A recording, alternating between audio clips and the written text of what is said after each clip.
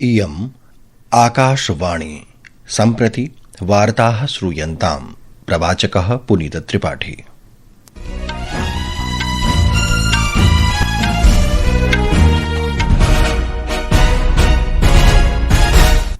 आदौ मुख्यवार्ताः। लोकसभायां विपक्षस्य विरोध प्रदर्शनस्य मध्ये केन्द्रीयमन्त्रिणा पीयूष गोयलेन भारत अमेरिका व्यापार व्यवहारं प्रशंसितम्। उक्तं च यत् व्यवहारः संवेदनशील क्षेत्राणां विशेषतः कृषि दुग्धक्षेत्रयोः च रक्षणं करिष्यति। विभिन्नेषु विषयेषु विपक्षस्य सदस्यानां कोलाहलेन लोकसभायाः कार्यचरणं दिवसपर्यन्ताय स्थगितम्। सम्पूर्णे ब्रिक्स देशेषु विनिर्माण उद्योगेभ्यः तथा MSME कृते एकीकृत समर्थन सेवाः प्रदातुं भारतं ब्रिक्स औद्योगिक क्षमता केन्द्रे सम्मिलितः अभवत्। ओलम्पिक क्रीडिका ईशा सिंह इत्येषा दिल्ल्याः doctor Karni Singh shooting range इत्यत्र महिलानां व्यक्तिगत 10 मीटर एयर पिस्टल स्पर्धायाः निर्णायक स्पर्धायां स्वर्णपदकं प्राप्तवती। अपि च ICC पुरुषाणां अंडर-19 क्रिकेट विश्व चषक क्रीडायां जिम्बाब्वे देशे भारत अफगानिस्तान देशयोः मध्ये उपान्त्यचक्रीय क्रीडा प्रचलति। अथ वार्ताः विस्तरेण। केन्द्रीय वाणिज्योद्योग मन्त्री पीयूष गोयलः अवदत् यत् ऐतिहासिकः भारत अमेरिका व्यापार सन्धिः द्वयोः देशयोः मध्ये सम्बन्धान् सुदृढं कर्तुं 47-2000 राष्ट्रं विकसित भारतं कर्तुं भारतस्य यात्राम् अग्रे नेतुं च महत्वपूर्णः पदक्षेपो वर्तते। लोकसभायां प्रवदन् श्री गोयलः अवदत् यत् अस्मिन् व्यापार समन्वये भारतं संवेदनशील क्षेत्रेषु विशेषतः कृषि दुग्ध क्षेत्रयोः च स्वहितानां रक्षणे सफलतया समर्थः अभवत्। अस्मिन् वर्षे फरवरी मासस्य 2 दिनाङ्के प्रधानमन्त्रिणः नरेन्द्र मोदिनः अमेरिका देशस्य राष्ट्रपतिना डोनाल्ड ट्रम्पेन सह दूरभाषद्वारा अनेकेषु द्वैपाक्षिक विषयेषु च चर्चा कृता। श्री गोयलः अवदत् यत् वार्तायाः अनन्तरं राष्ट्रपतिः ट्रम्पः अमेरिका देशे भारतीय वस्तूनां निर्यात शुल्कं 18% न्यूनीकर्तुं घोषितवान्। सः अवदत् यत् अन्येषु अनेकेषु देशेषु अमेरिका देशेन आरोपितस्य शुल्कस्य अपेक्षया एषः दरः तुलनात्मकरूपेण न्यूनास्ति।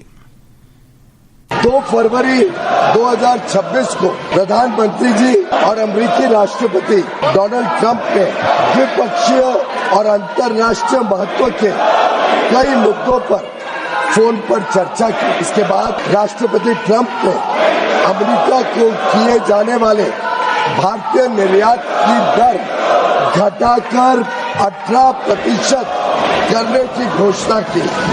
मैं इस बात पर जोर देना चाहता हूं कि यह अमेरिका द्वारा प्रतिस्पर्धी देशों पर लगाए गए टैरिफ से कम है। व्यापार व्यवहारस्य लाभ विषये श्री गोयलः अवदत् यत् सन्धिना लघु मध्यम उद्यमानां MSME इत्येतेषां कुशल कर्मचारिणाम् उद्योगानां च कृते नूतनाः अवसराः उद्घाटिताः भविष्यन्ति।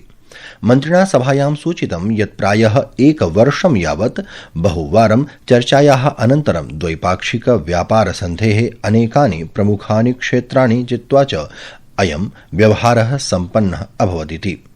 मन्त्री अवदत् यत् अयं व्यवहारः विश्वस्य द्वयोः बृहत्तमयोः लोकतान्त्रिक देशयोः मध्ये सुदृढः सम्बन्धः प्रतिबिम्बयति इति।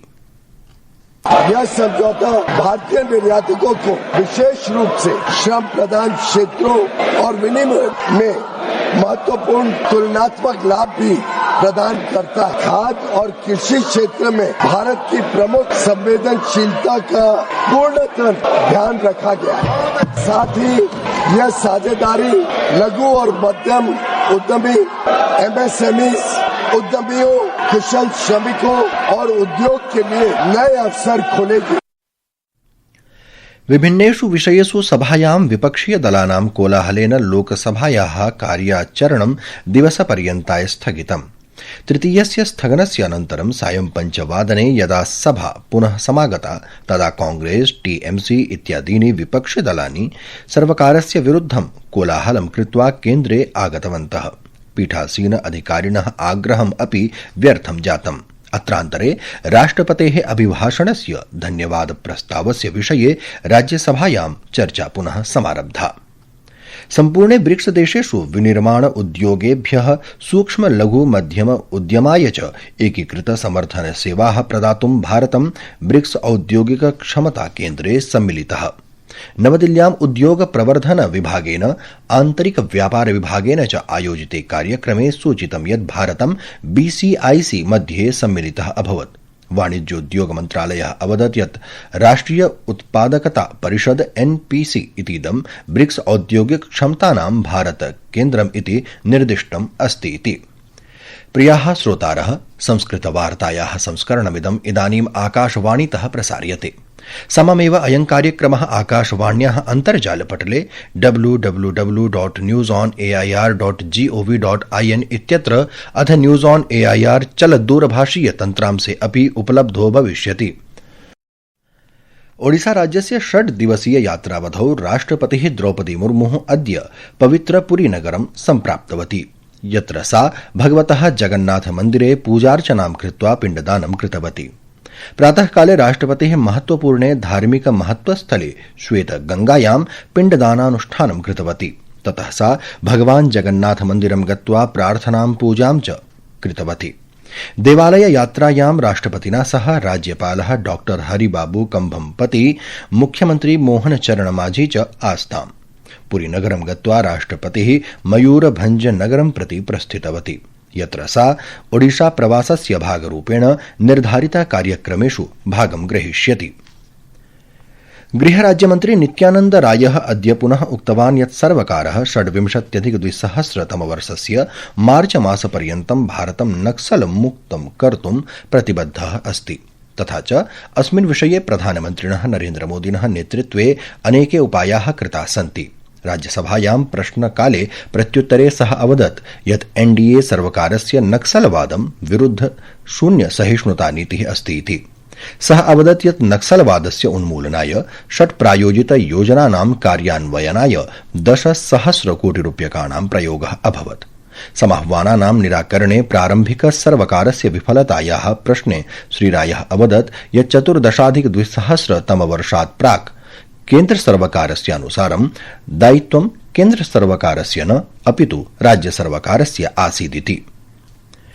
मलेशिया देशस्य प्रधानमन्त्रिणः अनवर इब्राहिम इत्यस्य आमन्त्रणे प्रधानमन्त्री नरेन्द्र मोदी फरवरी 7-8 दिनाङ्कयोः मलेशिया देशस्य आधिकारिक यात्रायां भविष्यति।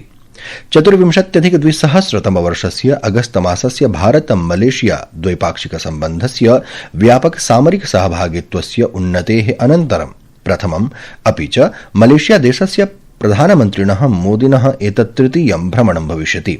विदेशमन्त्रालयः अवदत् यत् यात्रायाः समये प्रधानमन्त्री मलेशिया देशस्य समकक्षीयेन सह द्वैपाक्षिकं चर्चां करिष्यति इति। भारत ऋतुविभागेन IMD इत्यनेन श्वः दिल्ली, पंजाब, हरियाणा, चण्डीगढ़, उत्तराखण्ड, बिहार इत्येतेषु प्रदेशेषु सघन निहाराच्छादनस्य पूर्वानुमानं प्रकटितमस्ति। ऋतुविभागेन अद्य हिमाचल प्रदेशे, मध्यप्रदेशे, पूर्वी उत्तर प्रदेशे, पश्चिम उत्तर प्रदेशे, उपहिमालयीय पश्चिम बंग प्रदेशे, सिक्किम प्रदेशे च एतादृशेः स्थितेः संभावना प्रकटिता अस्ति। आगामि दिनद्वयोः जम्मू कश्मीर, लद्दाख, गिलगिट, बाल्टिस्तान, मुजफ्फराबाद, हिमाचल प्रदेश, उत्तराखण्ड इत्येतेषु प्रदेशेषु विद्युद्योतनेन सह हिमपातस्य संभावनापि प्रकटिता अस्ति। ओलंपिक क्रीडिका ईशा सिंह इत्येषा Asian rifle and pistol championship स्पर्धायाः प्रथमे दिने दिल्ल्याः doctor Karni Singh shooting range इत्यत्र महिलानां व्यक्तिगत 10 मीटर परिमिते एयर पिस्टल स्पर्धायाः निर्णायक स्पर्धायां स्वर्णपदकं प्राप्तवती। ICC पुरुषाणां अंडर 19 क्रिकेट विश्वचषक क्रीडायां जिम्बाब्वे देशे भारत अफगानिस्तान देशयोः मध्ये उपान्त्यचक्रीय क्रीडा प्रचलति। अफगानिस्तान दलेन 10,300 धावनाङ्कानां लक्ष्यं भारतस्य सम्मुखे स्थापितम् इति वार्ताः।